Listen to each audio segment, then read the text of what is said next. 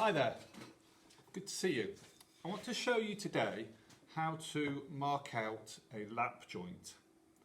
First of all, I want to show you the marking out tools, a steel rule, a pencil and a tri-square. To start with, you measure the length and you make sure here that you've got a nice square edge. It's got to be straight and it's got to be square. In this particular case, I'm measuring it to 130 millimeters, and I just put a small pencil mark there. Then I take my tri-square, place it onto the piece of wood with the shoulder against that straight edge. That allows me to draw a line at 90 degrees. It saves me having to do lots and lots of pencil marks in order to get that straight line. Once I've got it marked, I take my bench hook. On the bench hook, you've got like a lip underneath. That fixes into the vise. So I'm going to pop that in the vise and move it, my chair out of the way. Now, I take this piece of pine, it's a soft wood, it's nice and easy to cut, and I push it against that shoulder there. And I take my tenon saw, and with a claw grip, as you use in food and nutrition, you take your saw, and on this occasion, you just pull it backwards. And you will find that you will get a nice groove in that piece of wood that the saw will sit in. And then you can start cutting. You'll notice that when I start, my saw is like that, and then as I move on, it flattens out. So I take my saw, get myself into a comfortable position, make sure my finger is holding it firmly like that. A tenon saw is designed to cut straight edges, and the finger guides it and stops it tilting from one side to the other.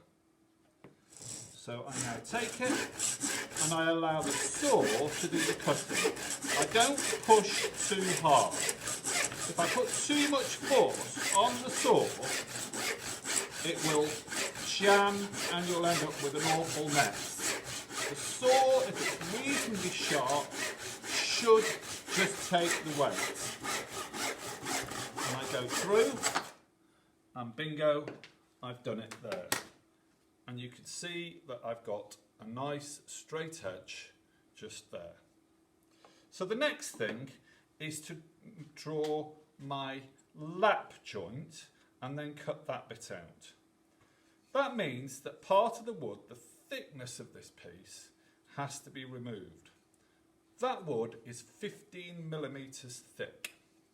So with my steel rule, I take it and do a small mark there. And I know this is right because that is square, that edge.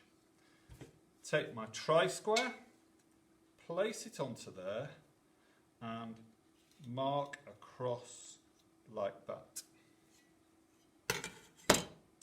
Now I take a new tool. It's called a marking gauge.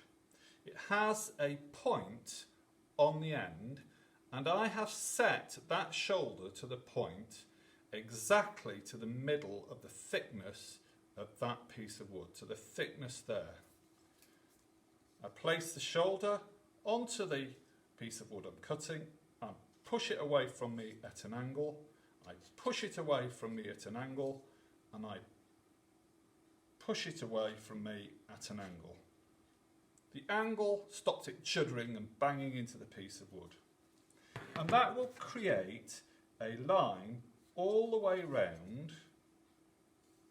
And the bonus of this is once you've got your